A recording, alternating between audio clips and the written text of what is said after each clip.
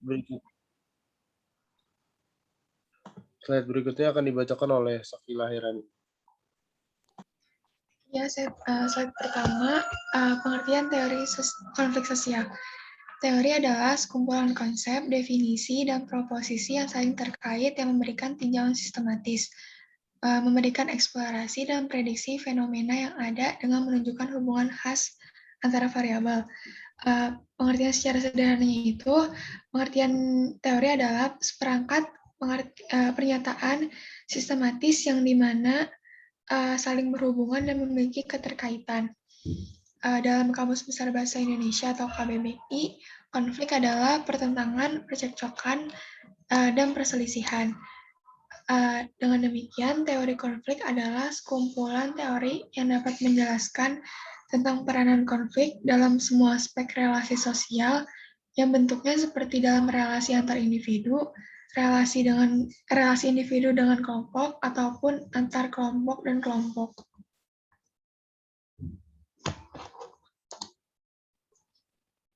Selanjutnya ada jenis-jenis konflik.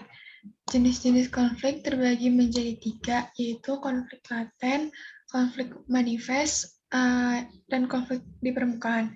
Yang pertama itu ada konflik laten atau konflik tertutup. Dalam konflik tertutup ini, ketegangan-ketegangan antar kelompok terjadi secara tidak terang-terangan di ruang publik. Tapi itu bisa aja menimbulkan konflik yang lebih besar jika antar anggotanya mempunyai rasa benci dan menyebabkan saling menjauhnya antar anggota. Yang kedua itu ada konflik manifest dan konflik terbuka. Ini tuh kebalikannya dari konflik laten atau konflik tertutup. Konflik ini menunjukkan secara terang-terangan ke publik akan adanya rasa benci dan perselisihan. Konflik ini dapat diselesaikan dengan meningkatkan komunikasi di dalamnya. Salah, bukan. Maaf, Bu. Konflik ini menunjukkan secara terang-terangan ke publik akan adanya rasa benci dan perselisihan. Dalam konflik terbuka ini bisa berbentuk secara horizontal dan secara vertikal.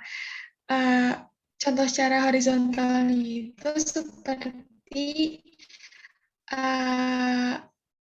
terjadi antar kelompok, etnis, dan agama yang bersifat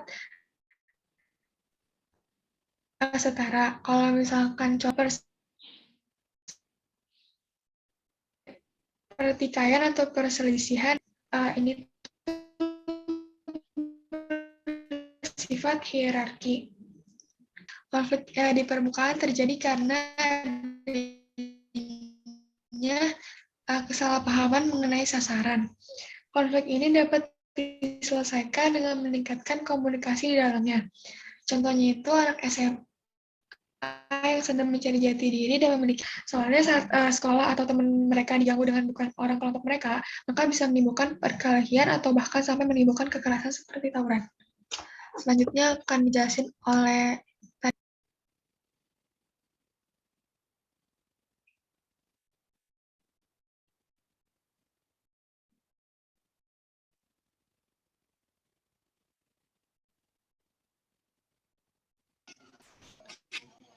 Yang ketiga ada teori konflik dari Ralph Dahrendorf. Teori konflik Ralph Dahrendorf merupakan separuh penerimaan, separuh penolakan, serta modifikasi teori sosiologi Karl Marx.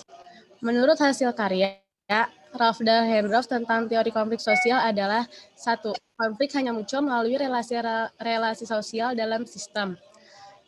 Maka dari itu, konflik tidak mungkin melibatkan individu ataupun kelompok yang tidak terhubung dalam sistem. Yang kedua, dalam teori Dahrendorf, relasi di struktur sosial ditentukan oleh kekuasaan.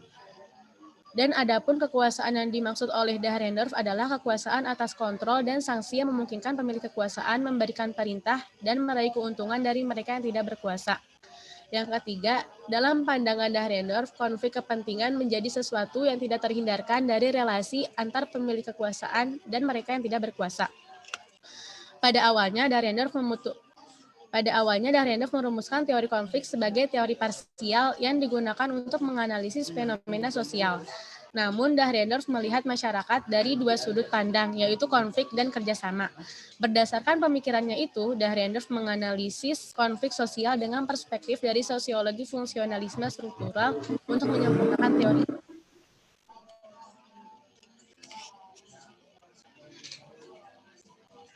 Next skill.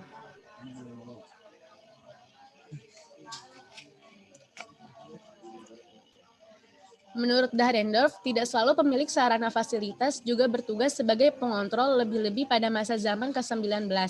Bentuk penolakan ditunjukkan dengan perubahan yang terjadi di warga industri semenjak zaman ke-19. Yang pertama, ada dekomposisi modal. Menurut Dahrendorf, timbulnya korporasi-korporasi dengan saham yang dipunyai oleh orang jumlah, di mana tak seorang pun memiliki kontrol penuh, yaitu merupakan contoh dari dekomposisi modal. Yang kedua adalah dekomposisi tenaga kerja. Di zaman spesialisasi sekarang ini, beberapa orang mengendalikan perusahaan yang bukan miliknya. Dikarenakan zaman ini adalah zaman keahlian atau spesialisasi, manajemen perusahaan dapat menyewa pegawai-pegawai untuk memimpin perusahaannya. Yang ketiga, timbulnya kelas menengah baru. Menurut Dahrendorf, hubungan-hubungan kekuasaan yang menyangkut bawahan dan atasan menyediakan unsur untuk kelahiran kelas. Maka akan muncul perbedaan di antara mereka yang memiliki sedikit kekuasaan dan yang mempunyai kekuasaan penuh. Namun pada dasarnya memang terdapat dua kelas sosial, yaitu mereka yang berkuasa dan yang direbut.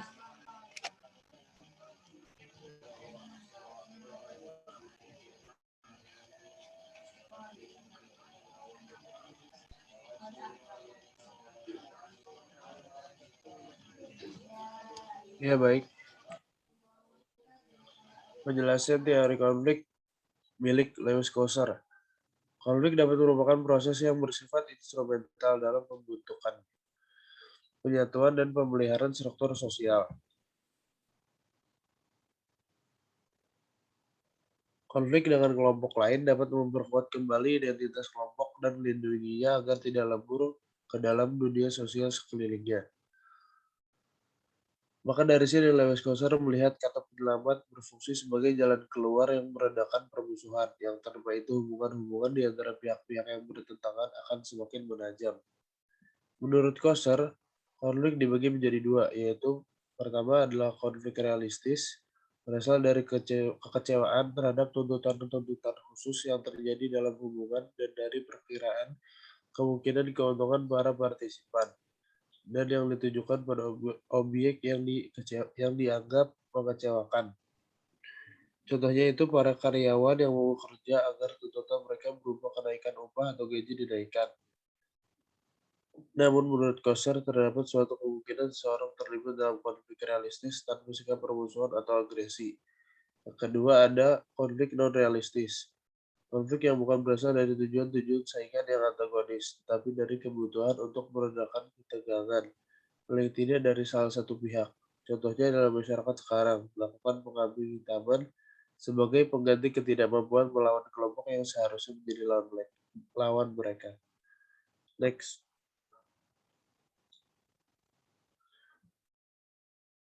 Kosser sangat menentang para ahli sosiologi yang selalu melihat konflik hanya dalam pandangan negatif saja. Contohnya Simmel, memandang pertikaian sebagai gejala yang tidak mungkin dihindari dalam kelompok. Dan menurut Simmel, konflik tunduk pada perubahan. Adanya perbedaan dalam kelompok merupakan peristiwa normal yang sebenarnya dapat memperkuat struktur sosial. Dengan demikian, Kosser menolak pandangan bahwa ketiadaan konflik sebagai indikator dari kekuatan dan kestabilan suatu hubungan. Menurut Lewis Kosser, konflik mempunyai beberapa fungsi. Yang pertama, konflik dapat membantu mengeratkan ikatan kelompok yang berstruktur secara longgar. Kedua, konflik dapat membantu menciptakan kohesi melalui aliansi dengan kelompok lain. Lalu, konflik dapat membantu mengaktifkan peran individu yang semula terisolasi. 4. Konflik juga dapat membantu fungsi komunikasi. Karena bisa saja sebelum ada konflik, kelompok-kelompok ini mungkin tidak percaya terhadap posisi musuh mereka. Tapi akibat konflik, posisi dan batas antar kelompok ini seiring menjadi diperjelas.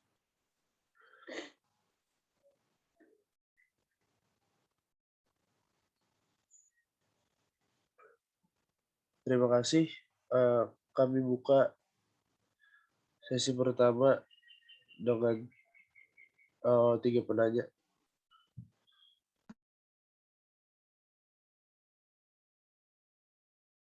Ya, silahkan. Silahkan yang mau bertanya.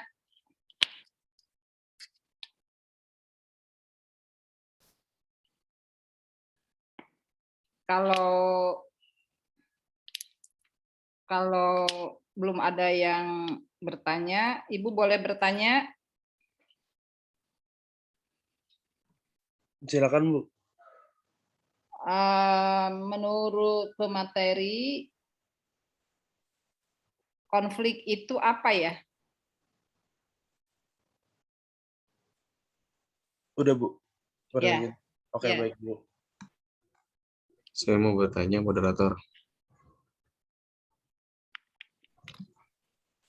Silakan, Kabit. Ya, hal yang ingin saya tanyakan adalah tadi kan sudah dijelaskan ya mengenai konflik. Nah, konflik ini kan cenderung kepada pertikaian dan pertentangan-pertentangan ya, biasanya diartikan ya. Nah, kan Koser sendiri melihat konflik itu sebagai sebuah hal yang berbeda. Dia melihat ada dampak positifnya. Di antara itu dapat memperkuat kembali identitas kelompok. Nah, maksud daripada memperkuat dari kembali identitas kelompok ini apa? Bukannya dari konflik itu sendiri dapat memperburuk daripada kelompok itu sendiri. Menurut pandangan kalian gimana? Terima kasih. Oke, terima kasih, Labib. Apa namanya, Fikar mau tanya dong. Oke, silakan, Ratih. Ya, saya mau tanya, apakah dalam teori Dahrendorf itu ada pertentangan atau perbedaan pendapat dari para tokoh itu nggak? Terima kasih. Terima kasih, Ratih. Bu, kami izin berdiskusi sebentar, Bu. Ya, silahkan.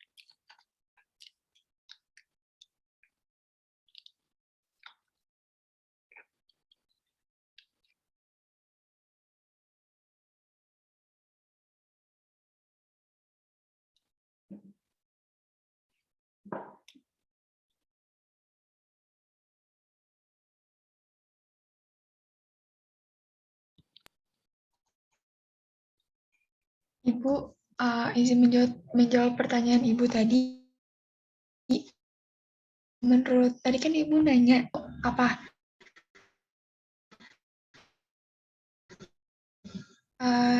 menurut antara dua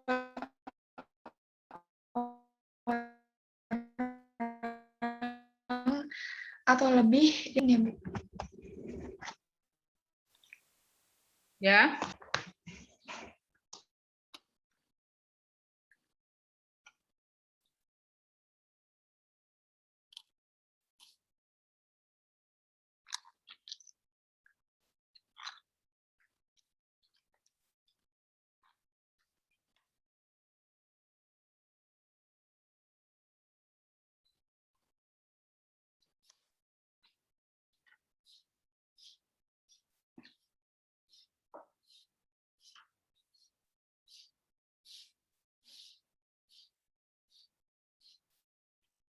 Halo, pemateri lagi masih diskusi ya? Saya ingin menjawab pertanyaan dari Muhammad Labib. Ya, silahkan. Bila ingin disanggah oleh Muhammad Labib, silakan. Jika menurut saya, tadi pertanyaannya bagaimana konflik dapat memperkuat identitas kelompok. Menurut saya, jika konflik terjadi di antara anggota kelompok, mau itu satu orang atau lebih, memang konflik sudah jelas dapat menimbulkan dampak buruk seperti renggangnya hubungan di antara satu atau dua orang. Namun di sini konflik menurut saya juga seperti yang disebutkan oleh Lewis Koser dapat menimbulkan dampak positif ketika adanya konflik di antara anggota kelompok. Kenapa bisa disebut positif atau bisa memperkuat identitas daripada anggotanya? Karena di situ ketika terjadinya konflik, ketika mereka renggang, menurut saya akan timbul pikiran bahwa mereka sebenarnya sudah saling membutuhkan satu sama lain. Jadi itu konflik di situ hanya sebagai ketika terjadi konflik, mereka mungkin akan renggang, namun tidak akan berlangsung lama gitu. Karena kembali lagi akan timbul pikiran bahwa mereka tuh sebenarnya karena sudah ada di dalam satu kelompok, mereka tuh sebenarnya saling membutuhkan. Nah, justru karena ada konflik itu, menurut saya justru mereka akan mencari cara agar bagaimana konflik itu tidak dapat terjadi lagi. Nah, dengan langkah menemukan cara itu, justru akan terjadi kedekatan lagi di antara mereka. Bagaimana, Labib? Oke, terima kasih jawabannya. Tapi kan kita ketahui ya, bahwasanya biasanya itu dalam kelompok-kelompok sosial tertentu nih, selalu akan ada aja yang mempertahankan ego dari masing-masing kelompok sendiri. Nah, kan kalau misalnya sebuah ego itu sendiri dipertahankan, tentu kan jangankan buat apa namanya untuk memperbaiki dari identitas kelompok sosial itu sendiri, untuk berdamai pun akan terasa sulit. Gimana tuh kira-kira, Muhammad Zulfikar? Kalau dari pandangan saya, sepertinya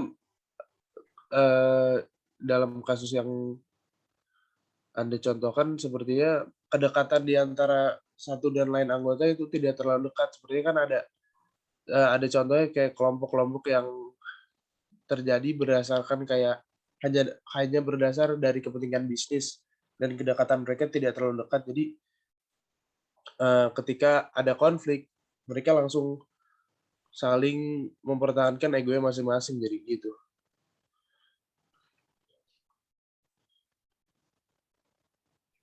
Bagaimana, Labib? Oke. Terima kasih, Muhammad Zulfikar. Terima kasih, Muhammad Labib.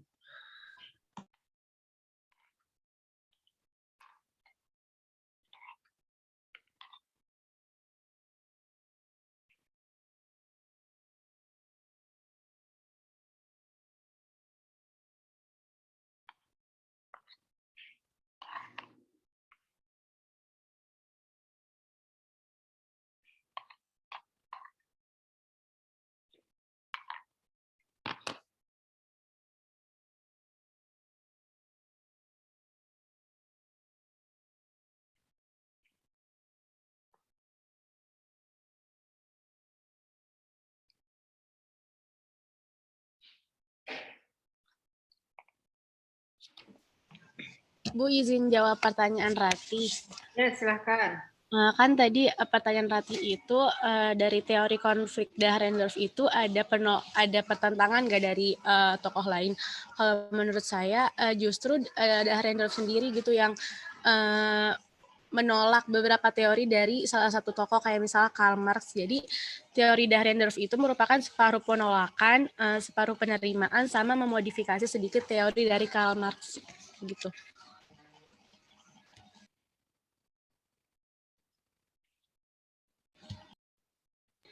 Gimana, Rati?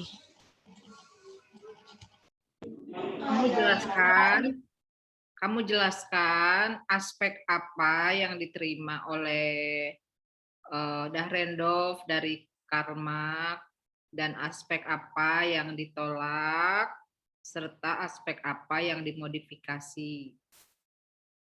Bagian-bagian mana?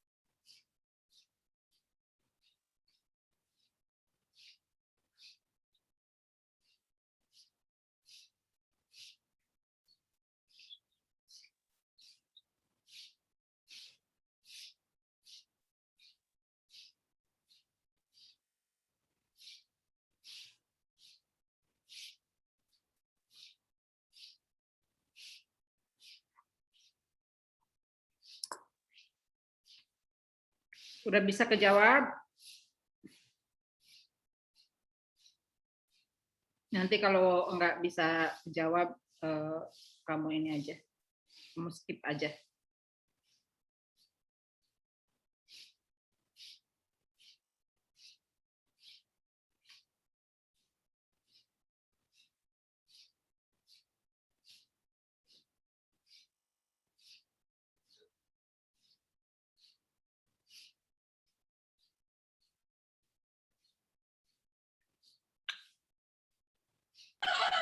Bu izin menjawab yang tadi ya Bu.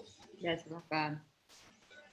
Jadi teori Karl Marx itu kan hanya mengacu pada masyarakat kapitalis saja.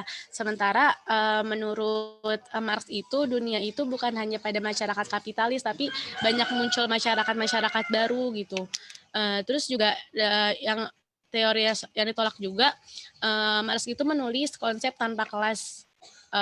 Karena menurut Dahrendorf itu nggak mungkin gitu kalau dunia itu nggak ada kelas. Masa kelas itu kelas kayak ekonomi gitu, bukan dunia itu bukan hanya masyarakat kapitalis aja.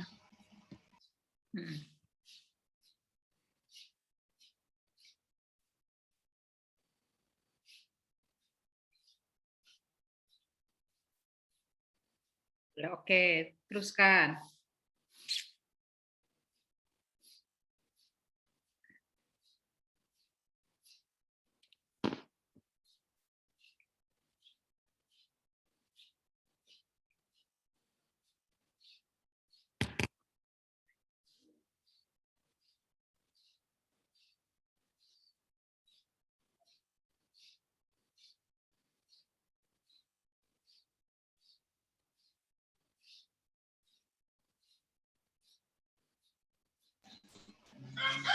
Udah Bu, yang saya paham sampai situ aja.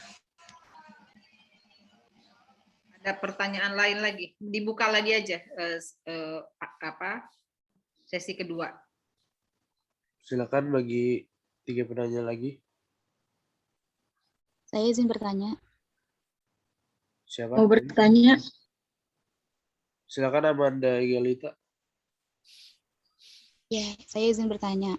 Tadi kan dijelaskan bahwasanya menurut Ralph Dahrendorf itu konflik cuma muncul melalui relasi-relasi sosial dalam sistem gitu.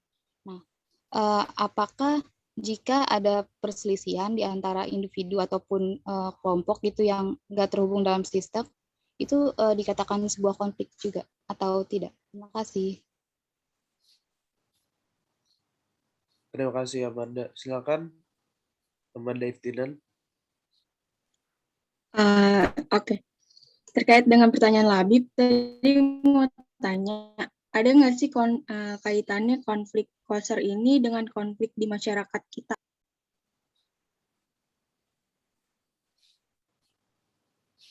Oke, terima kasih Amanda Iftinan. Ada satu orang penanya lagi.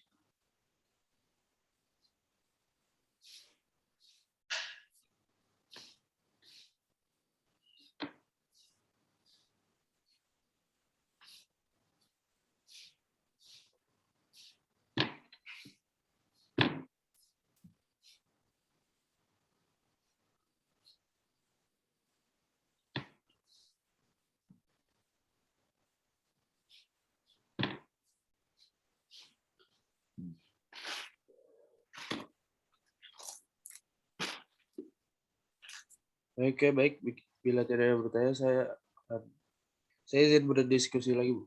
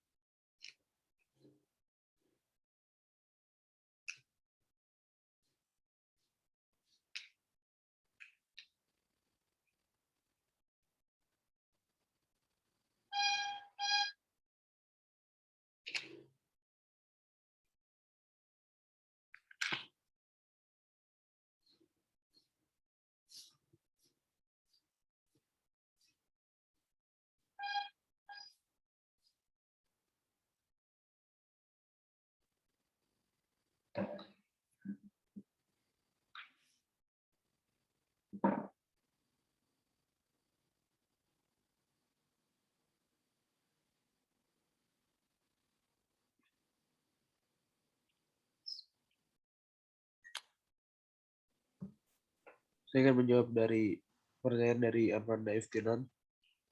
Seperti yang tadi sudah dijelaskan di dalam PowerPoint, ada relasinya konflik menurut Lewis Coser ini di dalam masyarakat. Yang pertama, konflik dari konflik realistis dulu. Contoh dari konflik realistis itu adalah para karyawan yang mogok kerja agar tuntutan mereka berupa kenaikan upah atau gaji dinaikkan. Namun menurut Coser, terdapat suatu kemungkinan seseorang dapat terlibat dalam konflik realistis tanpa sikap permusuhan atau agresi. Yang kedua, untuk konflik non realistis, contohnya adalah masyarakat sekarang melakukan pengkambing hitaman kepada seorang yang bukan dalam tanda kutip pelaku di sini sebagai pengganti ketidakmampuan mereka melawan kelompok yang seharusnya menjadi lawan mereka. Bagaimana Amanda Iftinan?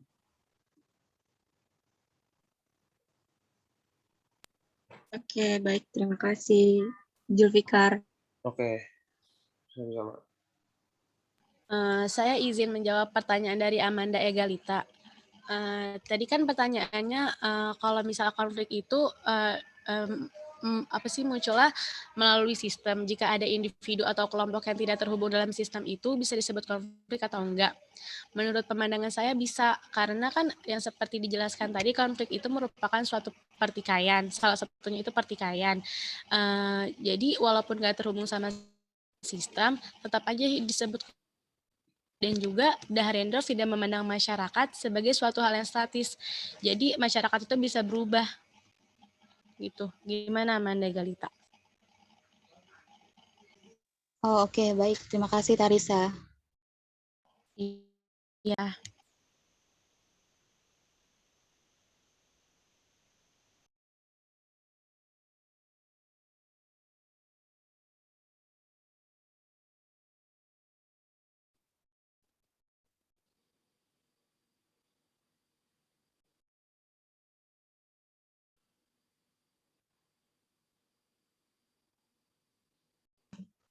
Oke, baik. Mungkin hanya itu yang bisa kami paparkan dalam presentasi kali ini. Kurang lebihnya mohon maaf. Wassalamualaikum warahmatullahi wabarakatuh. Waalaikumsalam. Waalaikumsalam. Oke, topik pembahasan pada pagi hari ini kita adalah tentang konflik sosial ya dari Dahrendorf dan Louis Goser ya. Mungkin sebelum kita berlanjut ke pembahasan tokoh, ada yang bisa menjawab apa itu konflik? Apa itu konflik kira-kira?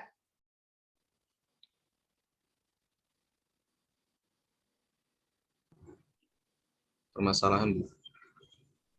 Oke, permasalahan. Ada lagi yang Pertikaian, Bu. pertikaian, terus ada lagi? Kalau percekcokan bisa nggak, Bu? Ya, bisa percekcokan. Terus apa lagi? Kebengkisan bisa nggak, Bu? Ya, Kebengkisan. Kebengkisan, Bu. Kok Ibu nggak kedengar ya? Kebenhitan. Kebengkisan. Kebengisan. Ya, kebengkisan. Oke. Ada lagi? Pertentangan ya, Bu? Ya, pertentangan, percekcokan. Tadi apa lagi ya? Permasalahan. Terus apa lagi? Perdebatan, Bu. Perdebatan. Terus apa lagi?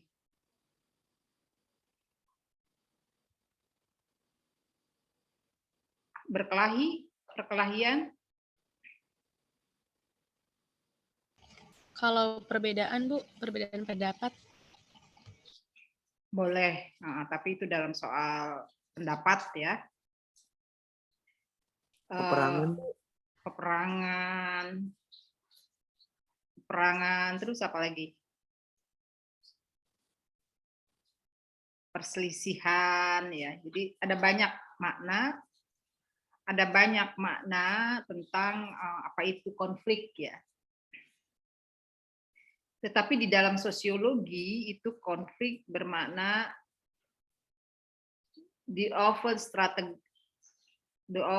struggle between individuals or group within a society or between nation states. Yakni pertentangan secara terbuka antara individu-individu atau kelompok-kelompok di dalam masyarakat atau antar bangsa. Perang antar bangsa. Sekarang ada nggak yang masih perang negara antar negara? Masih ada nggak yang perang? Kalau Israel sama Palestina termasuk nggak? Nah, dia itu konflik antar negara namanya ya. Korut sama Korsel juga ya, Bu? Korut sama Korsel juga, itu konflik antar negara ya. Terus apa lagi? Kalau konflik etnis, ada nggak konflik etnis?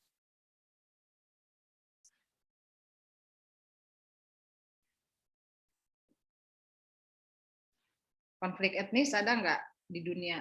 Oh, masih banyak sih, cuman kita agak kurang perhatian ya. Konflik agama ada nggak? Ada, Bu. Apa misalnya contohnya? Mungkin kayak diskriminasi agama Islam seperti di hal di Eropa, Bu. Kan masih suka terjadi tuh. Di Indonesia dulu, di Indonesia apa misalnya pertentangan antar agama?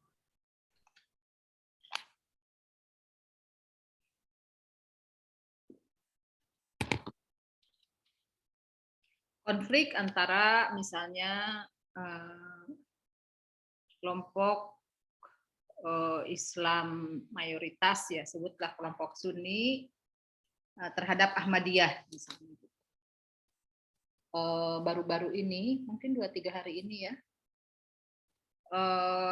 kelompok Islam Ahmadiyah itu di di masjidnya dirusak ya di Kalimantan Barat. Dan sebelum-sebelumnya banyak banget peristiwa ini terjadi terhadap kelompok Ahmadiyah ya. Misalnya masjidnya di Parung dirusak, terus di NTB, wah di mana-mana lah Ahmadiyah ini ya, oleh kelompok yang yang tidak sependapat gitu dengan pemahaman Islam Ahmadiyah. Padahal Ahmadiyah ini sudah ada di Indonesia sejak tahun 1920 ya. Jauh udah lama ada. Tetapi kenapa baru disoal itu semenjak Indonesia memasuki era reformasi ya. Itu baru dipersoalkan sehingga MUI juga turut campur gitu. Turut campur yang bukan mendamaikan tetapi malah semakin memperkeruh ya kayak begitu. Yang terakhir di Kalimantan Barat ini.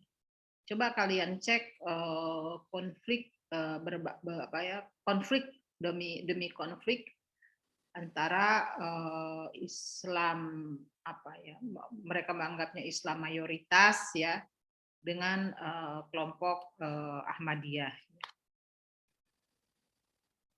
Sebelum-sebelumnya di awal-awal reformasi di Indonesia, terutama di Maluku ya, di Maluku atau di Ambon itu terjadi konflik agama antara Islam dengan Kristen ya, sama Islam dengan Kristen. Nah itu konflik agama ya. Jadi masih tetap ada. Enggak di tempat lain, justru di negara kita sendiri. Nah, teori konflik itu adalah beberapa teori atau kumpulan teori yang menjelaskan tentang peranan konflik, terutama antara kelompok-kelompok dan kelas-kelas dalam kehidupan sosial. Jadi teori konflik dalam bahasa Inggrisnya adalah any theory or collection of theories that emphasize the role of conflict, especially between groups and classes in human societies. Beberapa teori atau sekumpulan teori yang menjelaskan tentang peranan konflik, terutama antara kelompok-kelompok dan kelas-kelas dalam kehidupan sosial.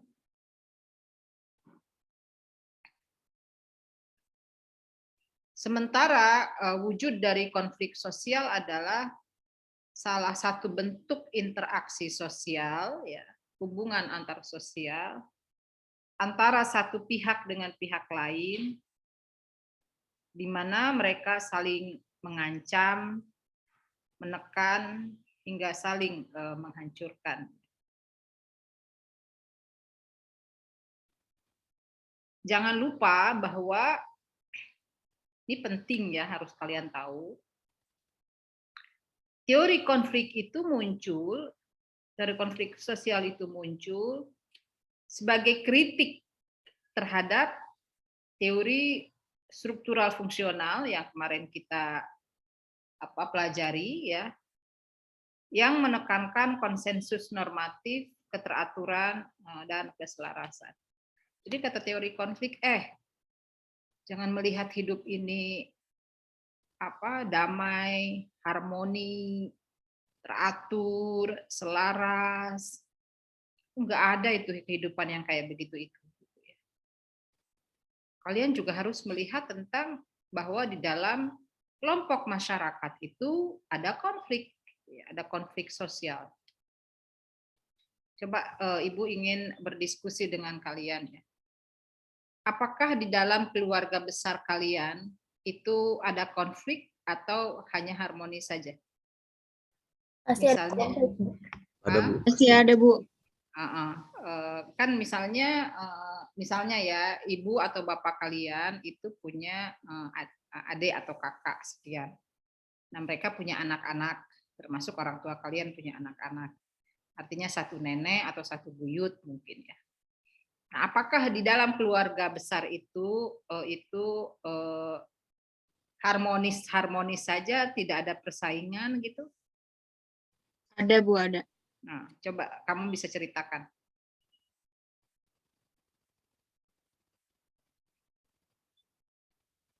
Pastilah ada persaingan misalnya. Mungkin ya, ini mungkin saja. Keluarga kalian, anaknya ibu bapak kalian, diterima anaknya di UIN. Sementara mungkin sepupu kalian diterima di UI. Tapi mungkin juga di antara sepupu kalian ada yang sama sekali tidak diterima. Nah, di dalamnya tentu saja ada persaingan kan, gitu. Ada nggak pengalaman seperti itu? Ada nggak ketegangan-ketegangan seperti itu?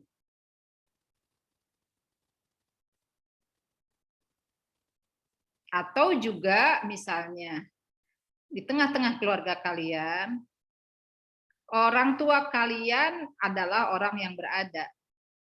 Sementara mungkin adiknya itu kurang berada.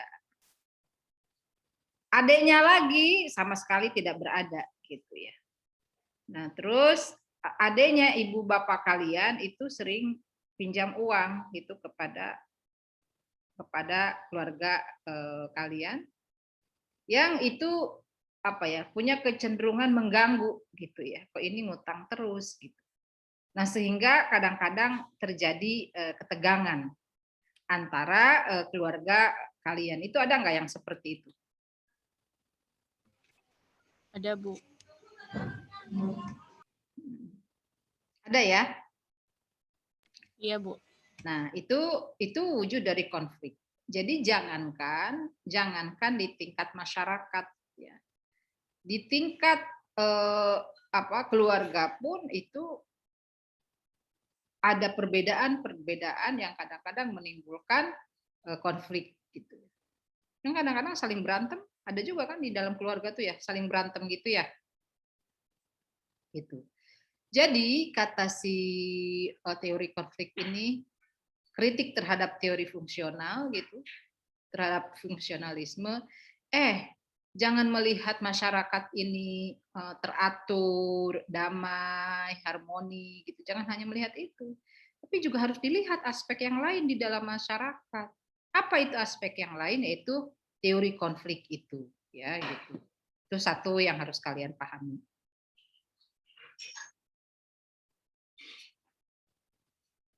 Nah,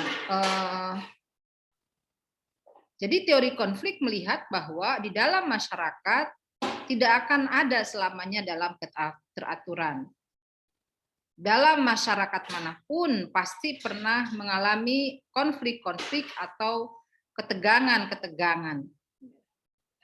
Di dalam masyarakat yang menjadi penyebab konflik adalah adanya dominasi dan kekuasaan di dalam masyarakat. Ada yang di atas, ada yang berkuasa, dan ada yang dikuasai. Gitu ya. Ada yang nyaman dengan kekuasaannya sehingga dia tidak mau diganggu-gugat, gitu ya. Tetapi ada yang gelisah di masyarakat karena bagaimana caranya merebut kekuasaan itu. Gitu. Nah,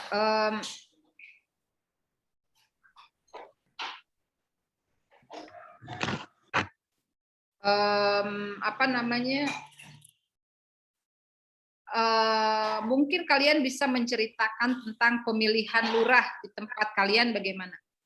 Ada yang bisa bercerita?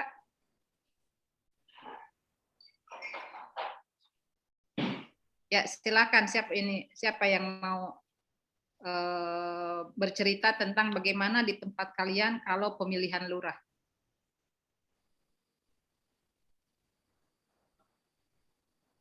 Lurah adalah kalau di dalam bahasa posisi lurah di dalam bahasa sosiologi itu adalah sumber daya. Sumber daya di mana orang punya akses terhadap ekonomi gitu ya. Terhadap posisi sosial atau jabatan dan akses terhadap pengaruh masyarakat. Nah, oleh karena itu jabatan ini seringkali menjadi perebutan di masyarakat. Itu skup yang paling kecil ya. Itu kira-kira kalau kalian peka terhadap persoalan-persoalan sosial, itu bagaimana kompetisi di dalam memperebutkan posisi lurah itu. Ada yang mau bercerita?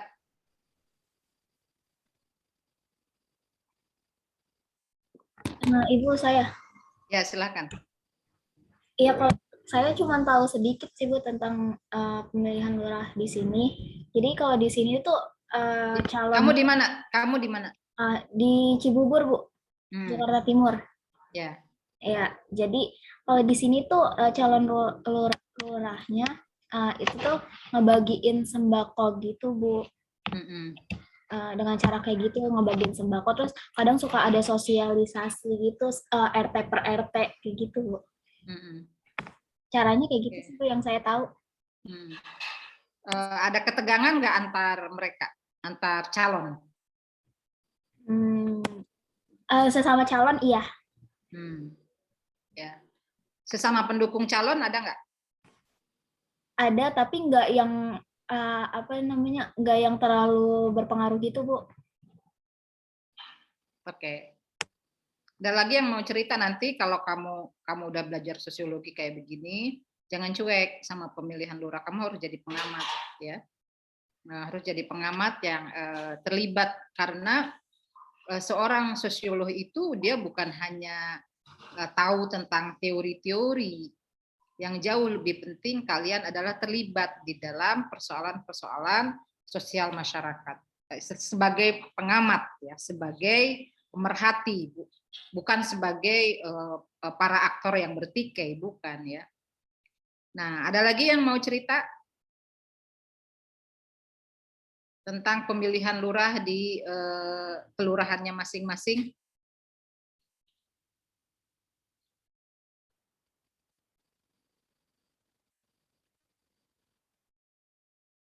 Julfikar, kamu mau cerita?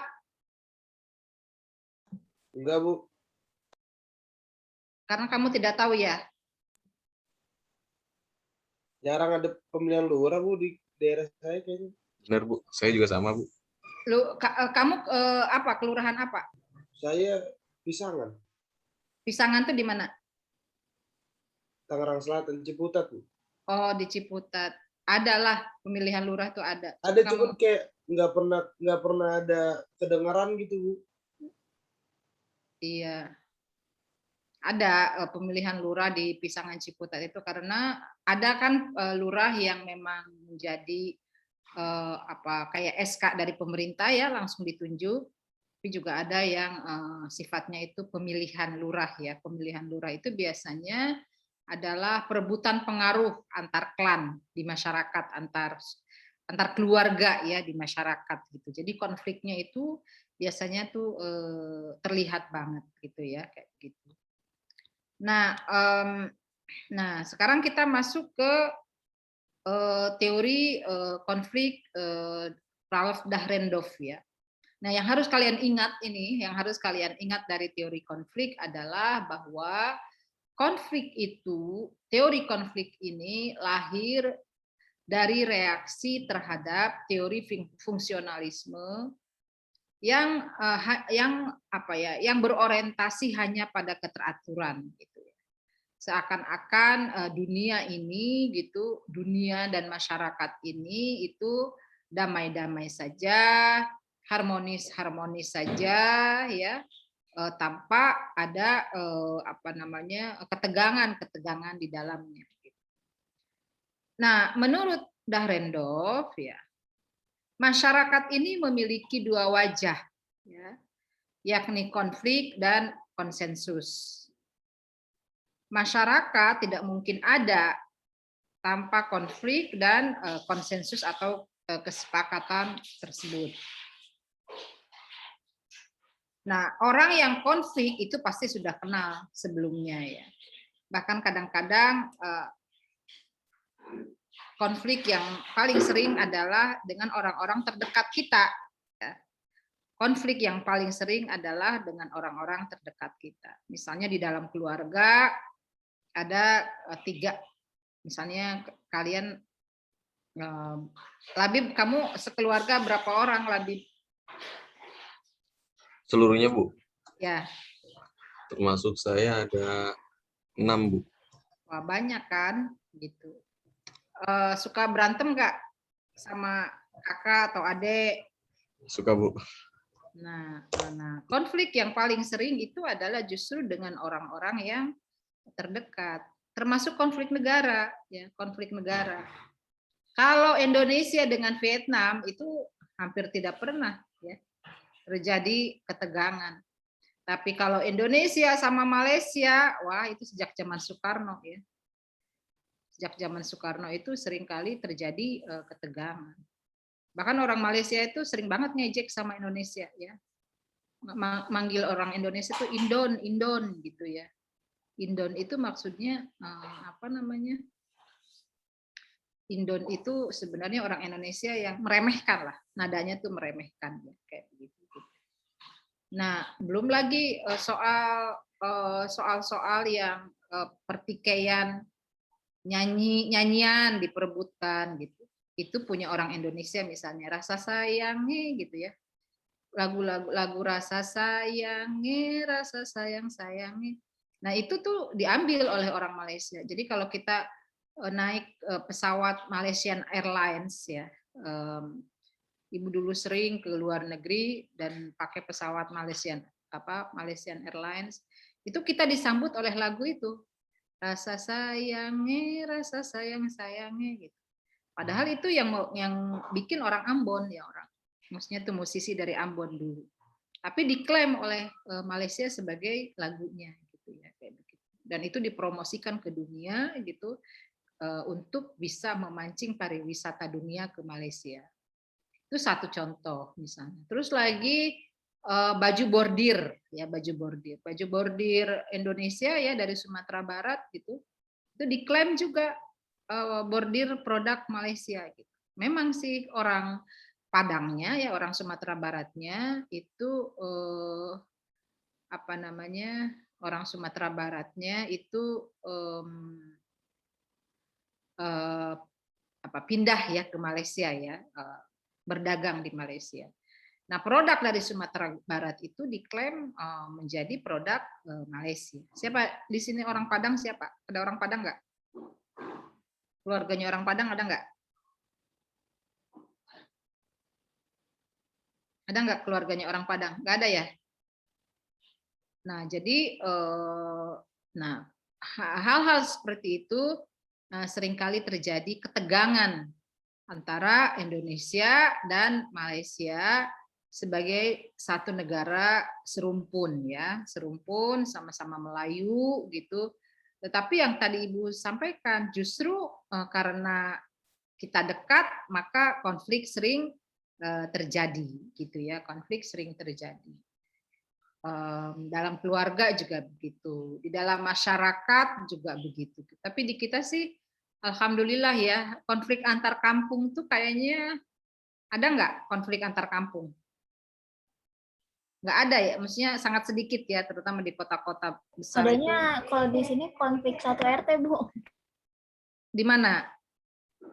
Kamu di mana? Di rumah saya di Cibubur. Oh, konflik satu RT. Nah, berarti Kayak konflik warga berantem sama warga gitu. Ya, itu konflik antar warga namanya. Iya. Ya, konflik antar warga. Nah, jadi konflik itu justru sering terjadi sama pihak yang dekat ya. Baik kedekatan secara warga ya, maupun kedekatan secara keluarga, kedekatan secara warga, kedekatan secara apa namanya ya, secara negara ya, itu justru konflik antar agama juga justru malahan gini. Di India ya, konflik yang sering terjadi antar agama adalah Islam dan Hindu ya, kalau di India. Karena apa? Karena di masyarakat India yang dominan agamanya adalah agama Hindu, Islam ya, sedikit sekali Katolik, sedikit sekali Protestan gitu. Tapi ada gitu ya. Tapi tidak dominan. Nah, justru yang sering konflik itu adalah Hindu dengan Islam gitu ya, kayak gitu. Di Indonesia itu yang sering konflik justru sesama Islam ya, kayaknya ya, sesama Islam tuh malahan sering konflik ya. Misalnya konflik antara Islam dominan ya dengan Ahmadiyah. Konflik sedikit tapi ya, ketegangan antara NU dengan Muhammadiyah, meskipun tidak sekarang sih sudah tidak ini ya, tidak nampak gitu ya, gitu. Justru kadang-kadang kuatnya di intra-Islamnya ya, justru di dalam Islamnya.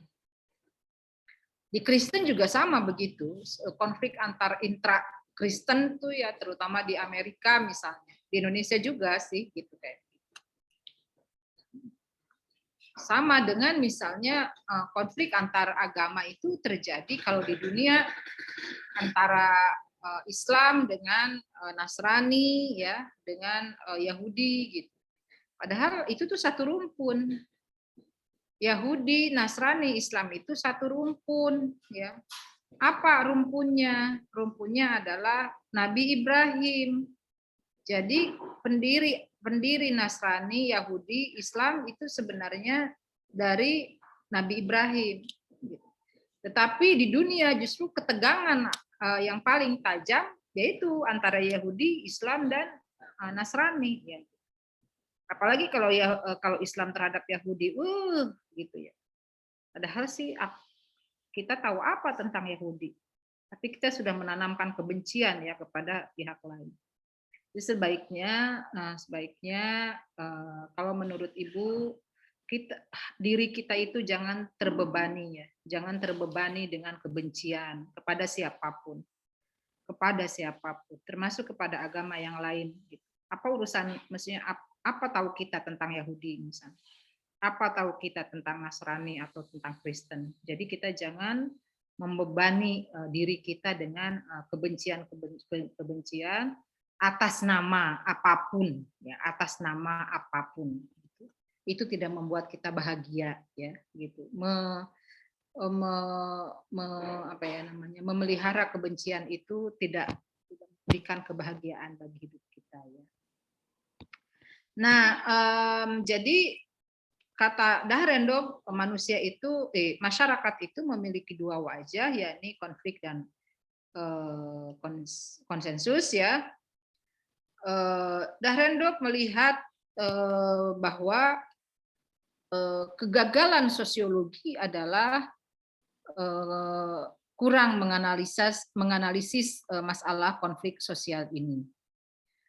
Padahal menurut Dahrendorf konflik sosial ini merupakan analisis penting bagi struktur sosial. Tadi disebutkan oleh panelis bahwa dasar teori Dahrendorf adalah penerimaan dan penolakannya terhadap teori Karl Marx ya, dan juga modifikasi ya. Penerimaannya di mana? Penerimaan Dahrendorf terhadap teori Karl Marx adalah bahwa masyarakat hingga kini adalah masyarakat yang struggle atau senantiasa berjuang untuk menaikkan kelas sosial tertentu atau sejarah manusia adalah sejarah perjuangan kelas. Itu penerimaannya. Itu dalil yang sepertinya oleh siapapun itu tidak bisa dibantah dari Karl Marx. Jadi kalian kuliah ini itu untuk apa? Untuk meningkatkan status sosial kalian. Ya. Sebab kalian kalau hanya lulusan SD saja, ya paling Labib jadi satpam, ya kan Labib? Kalau hanya lulusan SD ya Labib jadi satpam. Labib tidak akan beranjak menjadi misalnya dosen gitu ya, kalau dia tidak kuliah. Bahkan kuliah S1 untuk menjadi dosen itu tidak bisa ya. Paling menjadi pegawai administrasi. Untuk menjadi dosen ya dia harus doktor, harus profesor ya kayak gitu. Itu artinya apa? Artinya bahwa dalil Karl Marx itu benar. Bahwa sejarah perjuangan masyarakat, sejarah perjuangan manusia adalah sejarah perjuangan struggle untuk naik ke kelas sosial tertentu ya. Kalau lapisan bawah mah banyak banget ya. Banyak banget kalau lapisan bawah. Coba kalian cek di tetangga-tetangga kalian. Itu ya para lapisan bawah aja yang ada, ya kan? Kecuali kalau komplek perumahannya memang komplek perumahan kelas sosial tertentu. Sebab di Jakarta dan di berbagai daerah lain di Indonesia, rumah itu komplek perumahan itu menunjukkan kelas sosial. Kalau kelas Pondok Indah itu kira-kira kelas sosial apa tuh? Kalau kelas sosial Pondok Indah? Elit, Bu. Elit. Kalau mana lagi Pondok Indah? Mana lagi misalnya? Menteng. Kalau Menteng? Menunjukkan apa Menteng? Kalau di Jakarta itu yang menunjukkan kelas sosial yang Ibu cermati itu ya Pondok Indah dan Menteng. Kalau tipe 21 apa? Tipe 21. Ya tipe 21 mah ya kelas bawah ya, kayak begitu. Jadi bahkan komplek perumahan pun itu menunjukkan kelas sosial. Jadi di sini dalil Karl Marx itu benar. Sejarah manusia adalah sejarah bagaimana berjuang untuk menaiki kelas sosial tertentu. Nah, penerimaannya lagi adalah munculnya kapitalisme terjadi adanya pemisahan tajam antar mereka yang menguasai alat produksi dan mereka yang mempunyai tenaga. Ini juga satu pandangan yang diterima oleh Dahrendorf dari Karl Marx. Nah, memodifikasinya, Dahrendorf memodifikasi teori Karl Marx di dalam hubungan-hubungan kekuasaan ya. Nanti hubungan-hubungan kekuasaan ini akan diterangkan oleh Ibu belakang. Sementara penolakan Dahrendorf terhadap teori Karl Marx adalah bahwa kata Dahrendorf, ramalan Karl Marx yang menyatakan revolusi sosial di negara-negara industri ternyata itu nggak terjadi tuh, nggak ada itu revolusi-revolusi itu, gitu ya. Kelas-kelas sosial tidak lagi berdasarkan atas pemilikan sarana-sarana produksi. Itu juga sesuatu yang ditolak.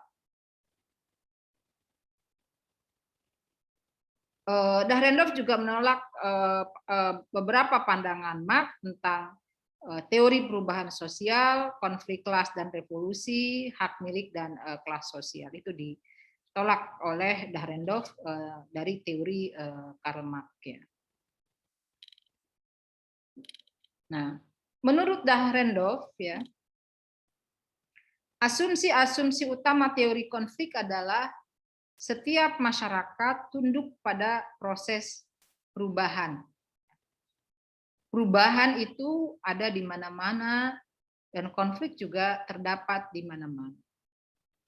Kalian harus tahu bahwa kelahiran sosiologi ini pada awalnya ya sebenarnya karena terjadi perubahan ya. Terjadi perubahan di masyarakat Prancis dari kekuasaan agama ke kekuasaan sekuler, dari masyarakat agraris ke masyarakat industri. Di Prancis demikian, di Inggris demikian, di Jerman demikian. Nah, perubahan-perubahan itu melahirkan para ilmuwan yang menciptakan teori sosiologi ini. Jadi sebenarnya mempelajari sosiologi adalah mempelajari tentang perubahan sosial.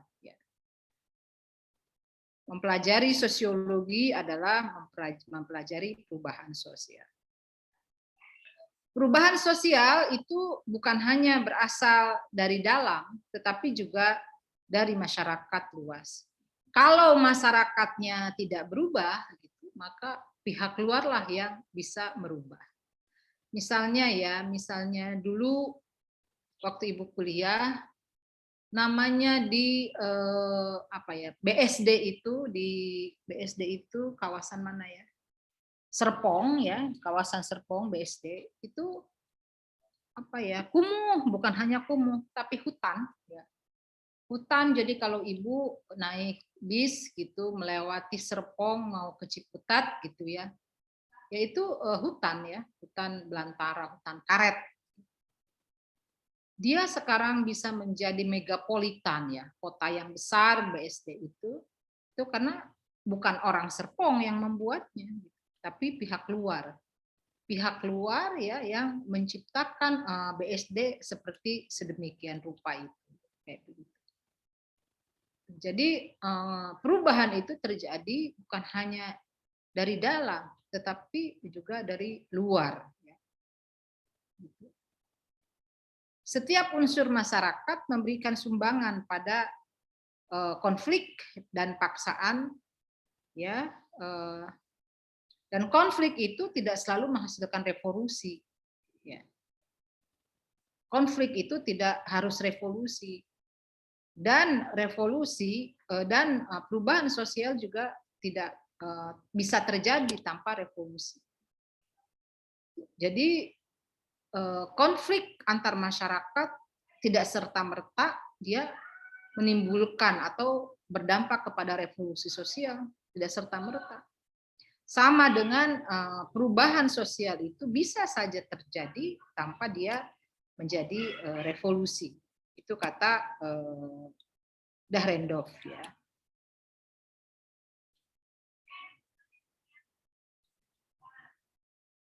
Dahrendorf itu membagi kekuasaan menjadi 3 tipe ya.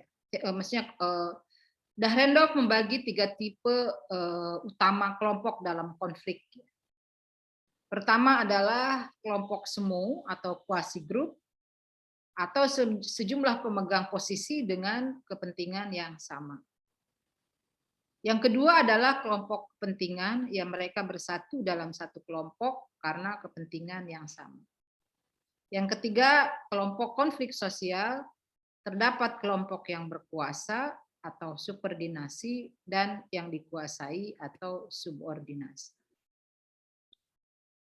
Nah, tetapi teori konflik ini juga dikritik dengan berbagai alasan.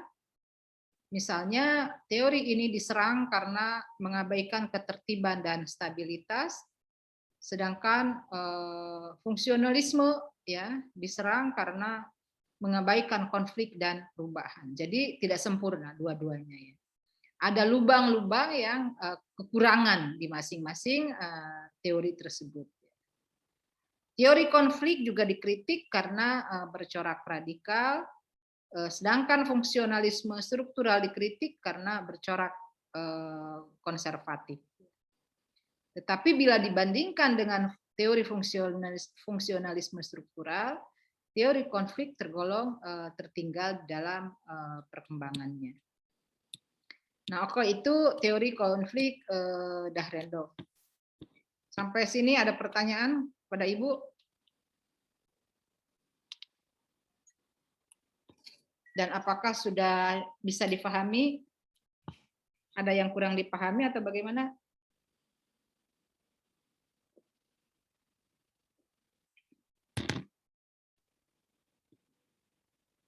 Sudah bisa dipahami? Sudah jelas? Sudah, Bu. Semuanya sudah jelas ya? Ibu tidak akan beranjak nih kalau belum jelas. Sudah, Bu. Sudah ya. Jadi tadi tentang teori konflik tentang Ralph Dahrendorf. Nah, sementara apa pandangan teori konflik Lewis Coser ya? Lewis Coser.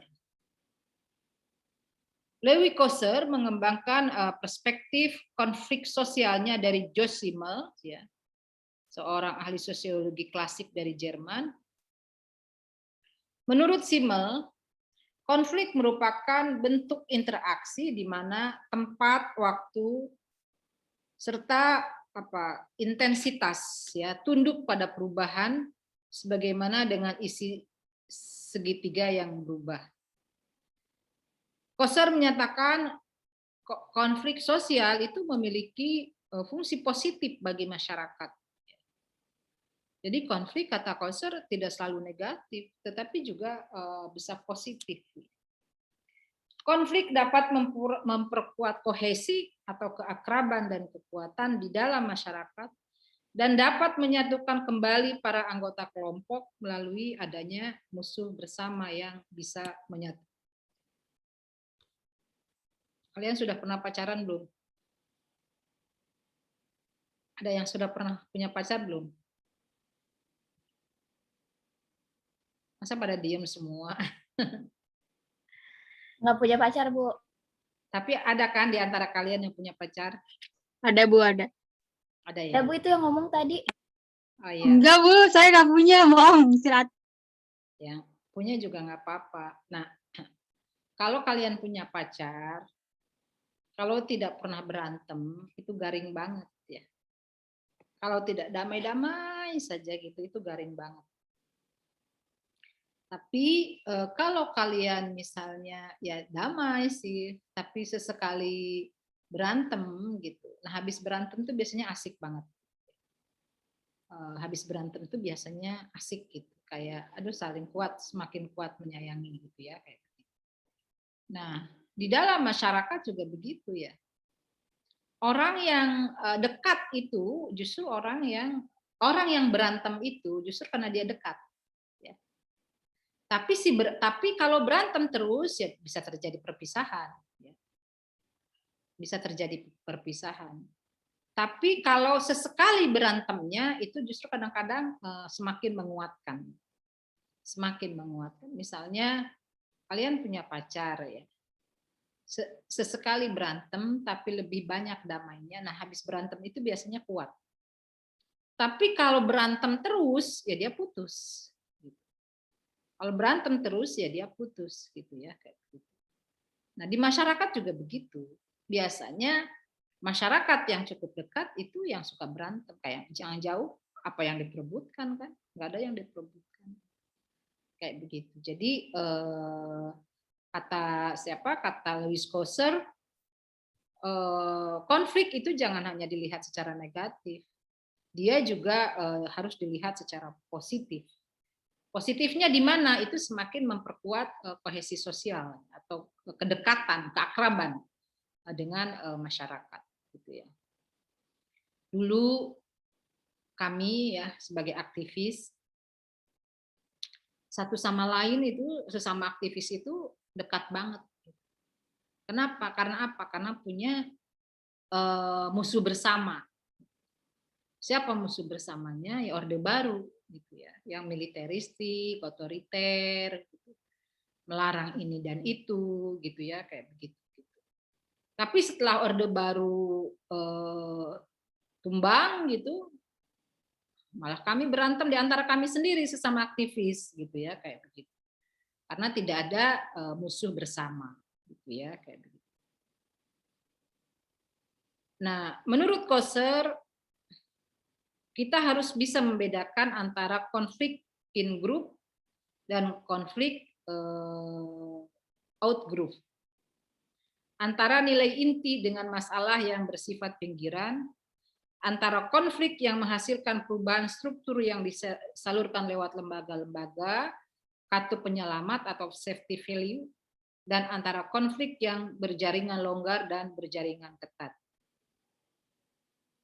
Bagi Koser, perspektif integrasi dan perspektif konflik bukan merupakan skema penjelasan yang saling bersaing, tetapi dia merupakan porsi dan campuran yang berbeda, yang merupakan juga bagian dari sistem sosial yang dapat dimengerti. Gitu. Jadi mempelajari masyarakat itu bukan hanya mempelajari konsensus, gitu ya, bukan hanya mempelajari integrasi, tapi dia harus dilengkapi. Kelengkapannya apa? Ya kita harus mempelajari juga konflik dan disintegrasi gitu.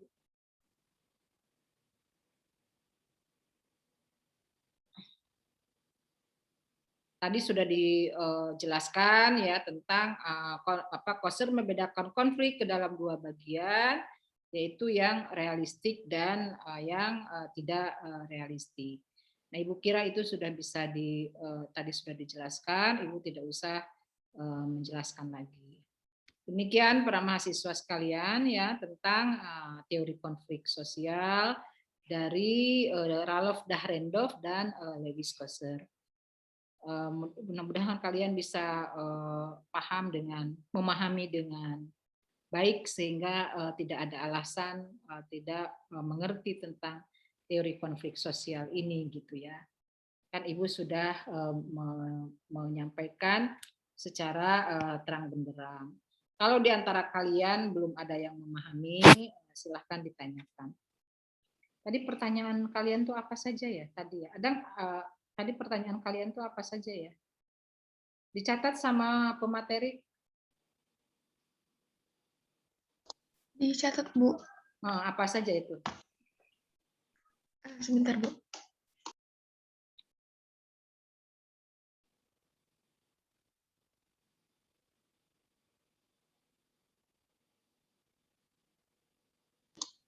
Tadi dari Labib, Koser melihat konflik sebagai dampak positif.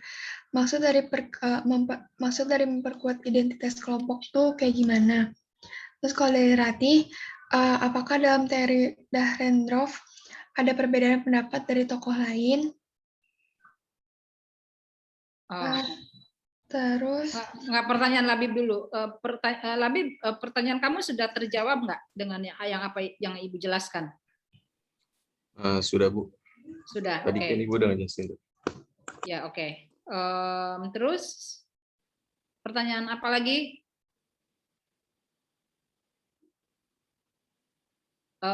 Sakila, pertanyaan apa lagi yang tadi diajukan? Pertanyaan dari Ratih, Bu. Apakah dalam teori Dahrendorf ada perbedaan pendapat dari tokoh lain? Maksudnya bagaimana nih? Maksudnya bagaimana?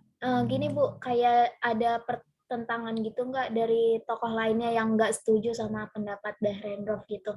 Tapi tadi udah dijawab kok sama Tarisa. Dan Ibu juga udah nambahin pertanyaan saya. Oh, oke. Pertanyaan berikutnya apa tadi, Sakila? Pertanyaan selanjutnya dari Amanda Egalita. Konflik hanya muncul melalui sistem. Jika ada kelompok atau individu yang bukan bagian dari sistem itu, apakah bisa disebut sebagian dari konflik? Tadi sudah dijawab sama kalian? Udah, Bu, dijawab sama Tarisa. Oke. Sudah bisa dipahami? Iya, sudah bisa, Bu. Oke.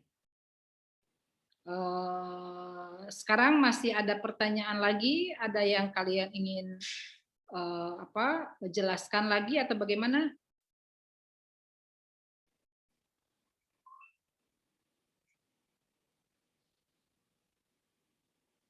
Paham ya? Iya, Bu, paham. Iya, Bu. Oke. Kalau kalian sudah memahami, Ibu minta 2 orang mereview ya. Baik, Bu. Ya, oke. Saya Nanti boleh, Bu? mau review, silakan. Ya, Bu. Bismillahirrahmanirrahim. terkait review materi hari ini yang tadi sudah dijelaskan oleh Ibu Nengdara. Yang pertama terkait konflik itu sendiri dalam sosiologi itu merupakan pertentangan yang secara terbuka, baik itu antara individu dengan individu, antara kelompok dengan kelompok, ataupun bangsa dengan bangsa. Seperti halnya itu dalam bangsa ada konflik antara Palestina dan juga Israel. Nah, terkait selanjutnya teori konflik itu menjelaskan peranan konflik itu sendiri dalam kelas-kelas sosial dan juga dalam kelompok-kelompok sosial. Kemudian wujud konflik yaitu adanya interaksi antara satu pihak dengan pihak yang lainnya untuk saling mengancam. Nah, itu wujud daripada konflik itu sendiri.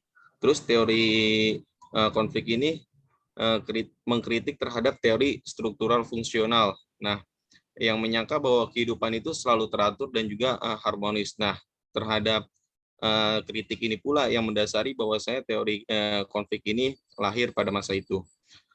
Kemudian konflik tidak hanya terjadi di dalam masyarakat, bahkan dalam keluarga pun ada, yang notabene bahwa keluarga itu adalah lingkup yang lebih kecil. Jadi dalam hal-hal terkecil pun konflik itu bisa terwujud.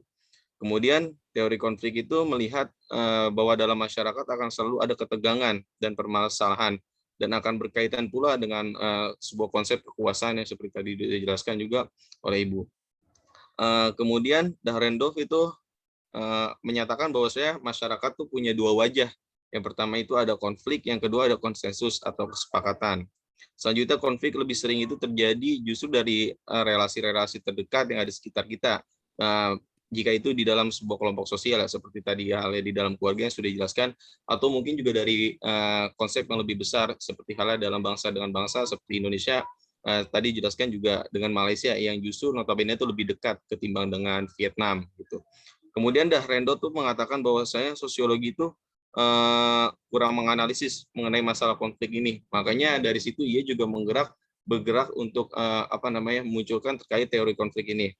Kemudian Dahrendorf itu menerima daripada teori Karl Marx, yaitu tentang kenaikan kelas dalam masyarakat. Bahwasanya memang sejatinya kita hidup di dunia ini untuk selalu berlomba-lomba untuk menaikkan kelas kita atau derajat kita di dalam sebuah masyarakat tertentu. Kemudian penerimaan terhadap teori Karl Marx, penerimaan terhadap teori kapitalisme, terhadap teori Karl Marx yang menentang terhadap kapitalisme, bahwasanya di dalam kapitalisme itu adanya pembedaan antara kelas-kelas di antara pekerjanya, atau mungkin bisa disebut juga dengan kekuasaan antara para borjuis dan juga proletar seperti halnya yang ditentang oleh Karl Marx. Selanjutnya terkait penolakan Dahrendorf terhadap Karl Marx itu mengenai revolusi industri, terus juga dengan perubahan-perubahan sosial itu ditentang oleh Dahrendorf terhadap teori Karl Marx. Selanjutnya mengenai asumsi utama dari teori konflik, bahwasanya masyarakat itu tunduk terhadap perubahan-perubahan. Nah, ini yang dikatakan oleh Dahrendorf, bahwasanya hal ini juga terjadi seperti halnya dulu di Perancis, di Jerman, dan juga di Inggris pada masa itu. Untuk kemudian terkait mempelajari sosiologi itu kita mempelajari mengenai perubahan-perubahan sosial, baik itu perubahan yang terjadi di dalam ataupun yang ada di luar. Nah, itu akan terus terjadi dalam kita mempelajari sosiologi. Kemudian mengenai konflik itu tidak harus revolusi. Begitupun dengan perubahan-perubahan sosial itu terjadi tidak selalu terkait dengan revolusi. Jadi bisa saja konflik itu atau perubahan sosial itu terjadi dengan tidak adanya revolusi. Itu menurut Dahrendorf. Kemudian 3 kelompok menurut pendapat Dahrendorf itu ada pertama itu kelompok semu, terus kemudian kelompok pentingan, dan yang ketiga kelompok konflik sosial. Terkait teori ini dikritik karena bercorak radikal, dan sedangkan fungsionalisme bersifat konservatif. Ini terkait dua teori konflik dan juga fungsionalisme. Jadi dua-duanya ini mempunyai kritika masing-masing. Ya, tadi sudah dijelaskan juga oleh Ibu bahwa sejatinya di dalam dua teori ini tidak semata-mata sesempurna itu, karena akan ada hal-hal yang dikritik pula oleh para tokoh-tokoh tersendiri itu. Kemudian terkait Louis Coster ini mengembangkan teori George Simmel. Menurutnya konflik merupakan bentuk interaksi tempat dan juga waktu yang tunduk pada perubahan. Dan konflik dapat juga berupa positif, dan dari kepositifan itu membuat kohesi sosial atau keakraban-keakraban yang ada di dalam konflik itu sendiri. Nah, kita juga menurut Koster tuh harus bisa membedakan antara konflik in group dan juga konflik out group. Kemudian yang terakhir, Koster membedakan konflik itu ada realistik dan juga non realistik. Itu demikian Bu yang bisa saya sampaikan. Oke, terima kasih Labib, review yang sangat baik. Mungkin ada yang menambahkan dari yang luput yang disampaikan oleh Labib? Ada yang menambahkan? Lulu Mara? Hampir kayak Labib juga Bu, udah diambil Labib semua. Oke, jadi udah ada lagi yang lain? Enggak Bu, udah semua Bu sama Labib. Oh, udah semua ya sama Labib. Oke.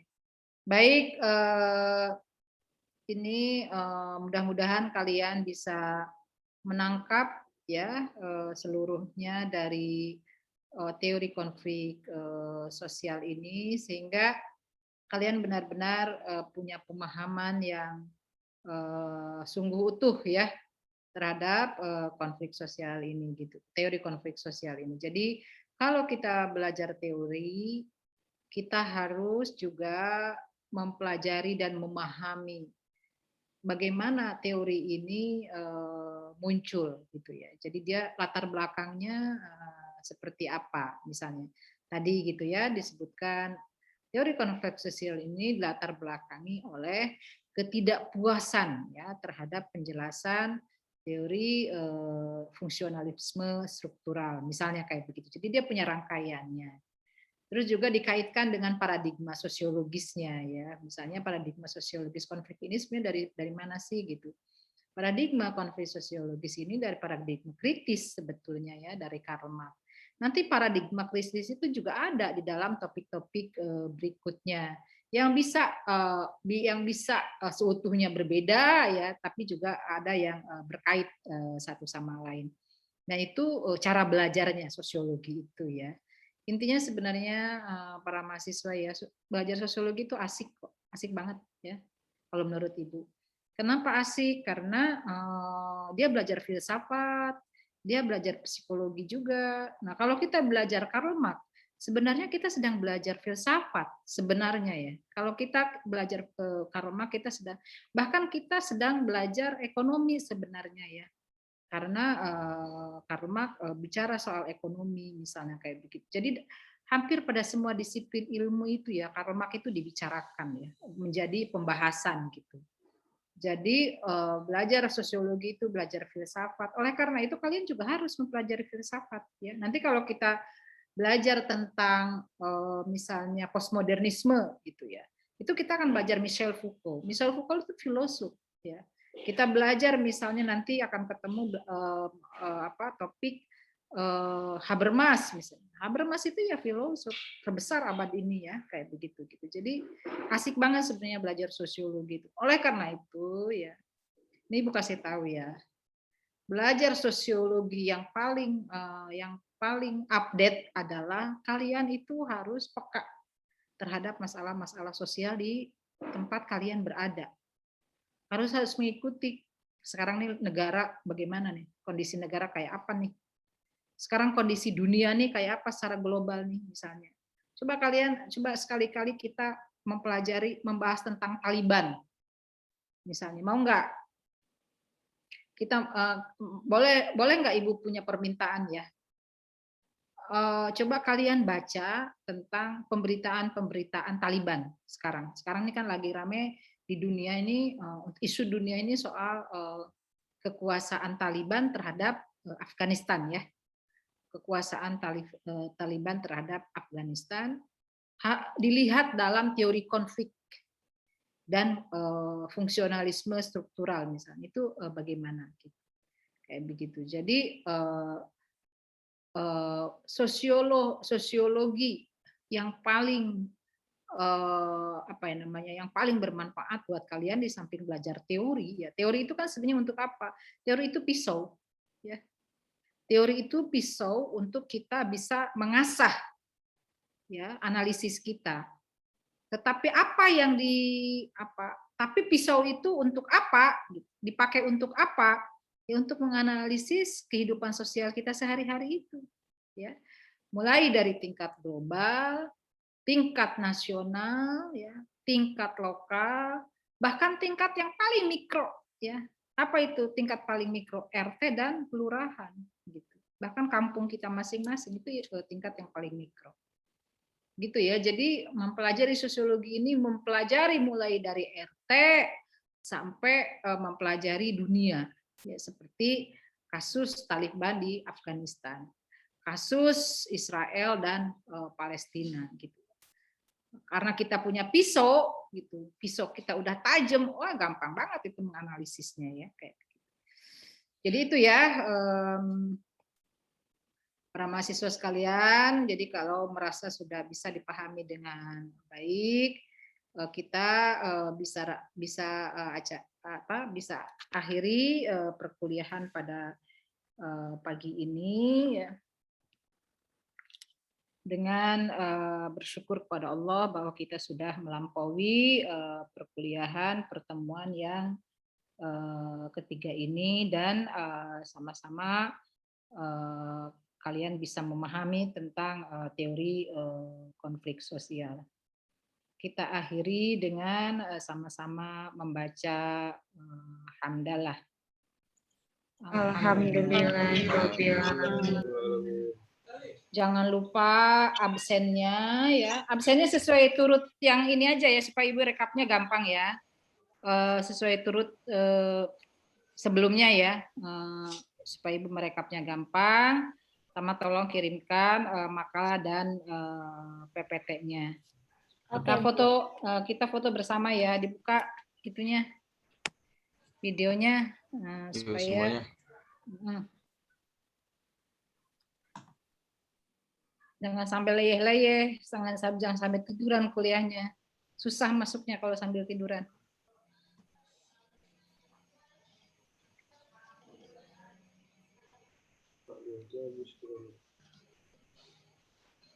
Siapa nih yang moto nih? Bu. Habib, oke. Iya. Oke, slide pertama. 1, 2, 3. Oke. Selanjutnya slide kedua. 1, 2, 3. Oke. Udah, Bu. Sudah ya, oke. Ibu pamit ya keluar dari Zoom ini. Sampai ketemu minggu depan ya.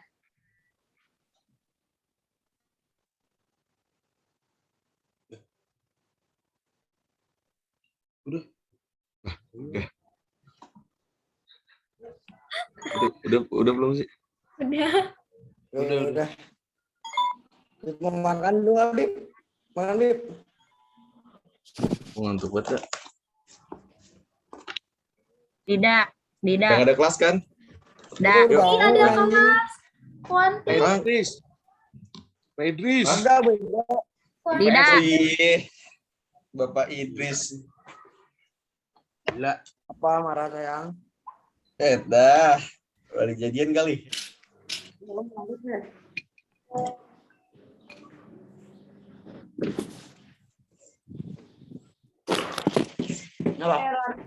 Tapi Apa? ada absen ya udah tahu anjir. Ih, kebiasaan dah. Terus gimana? Ya udah, nggak apa-apa. Bib, enak banget hidup lu, Bib. Ngerokok. Kan udah. Mar, apa, Mar? Bocah makan mulu, dak. Mar, katanya lu mau beliin gua minum. Mana? Kan udah dibayarin, dak. Lalu Mar. Gua nggak dibayarin, gua bayar sendiri. Lu katanya mau jajanin gua, Mar. Mar, Bacot. gua beli Lu aja kagak pernah main ke Ciputat lu, Bib. Gua main lu nggak ada. Lo. Gue kata nggak pernah. Kemarin lu kemana? Ntar ini metode kuanti pakai Zoom kan ya? Enggak. Iya. Enggak. Google Meet. Zoom aja. Zoom aja apa? PPT jangan lupa tanggal 20. 6 hari Tre, lagi. yang PPT, 6 hari Tre. lagi Itu deadline-nya. PPT apa? Yang grup yang mana, Pak? Itu PPT apa Nggak, namanya? maksudnya yang kelompok. Sosiologi gender. Yang 11 kelompok. Oh. 8 kelompoknya juga jangan lupa ngerjain. Tre, gue jadi ininya nih masalahnya kepala kelompok nih anjing lu, Tre. Anjing pusing ya gue sosiologi gender nih. Banyakkan kerjaan. Ribet.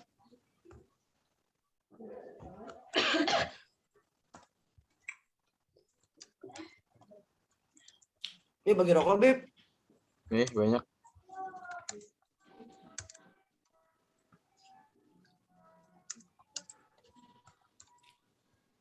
Resume udah pada lu, gue udah dong.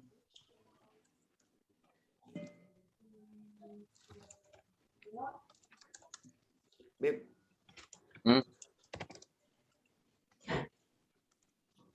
Resume udah. Bambang. Lu udah. Gue baru 1 halaman. Itu juga yang kata kemarin. Yang kemarin pas pelajaran dia. Pelajaran dia gue nulis. Nyatet.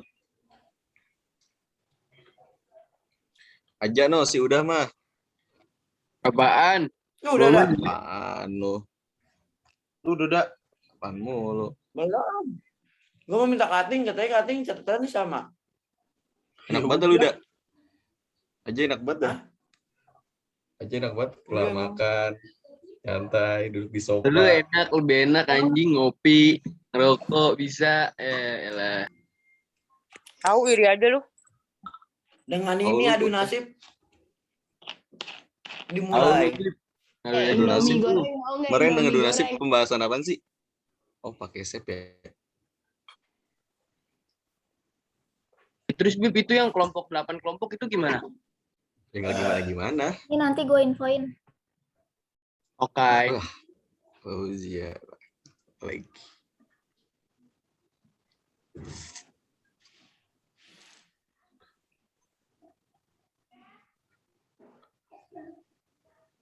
Mampus. Nggak jadi. Gaya banget dah lu sotoy-sotoyan pakai latar ganja. Bocah, lagu lu. Tangkep Bib. Tangkep Bib. Gue di bulan nih. Anjing. Mana bulannya? Mana bulannya? Itu belakang. Mana goblok itu bumi anjing. Ganang anjing lu, Nang. Bocah sialan lu. Ganang.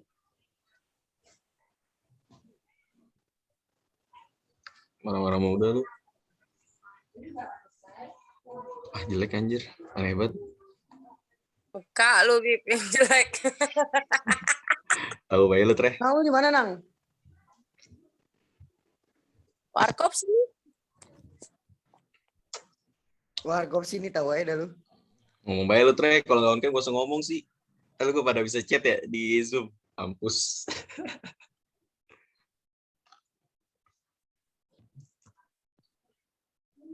Iya, kok nggak bisa, Bib? Iyalah. Gue kan biar kepuan. Biar lu nggak bisa. Lu bilang aja. Konyol ya.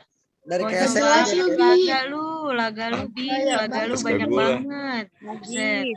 Najis, nanti gue ubah deh chatnya, tapi just for host, kagak everyone. Percuma dong. Gue dapat. Apa emang?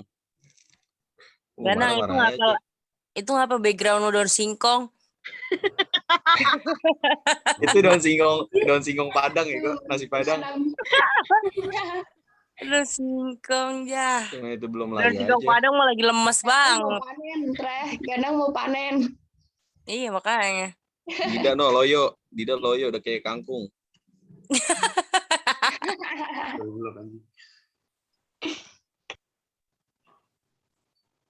Aduh, malas. Bib, mana kaos Cilodong yang pakai